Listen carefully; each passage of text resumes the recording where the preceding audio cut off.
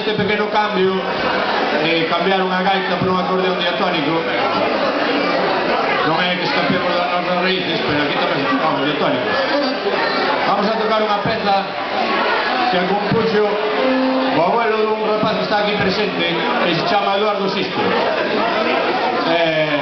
abuelo era Sisto, non? E despois chamabanle a muller o paso doble de Mallón.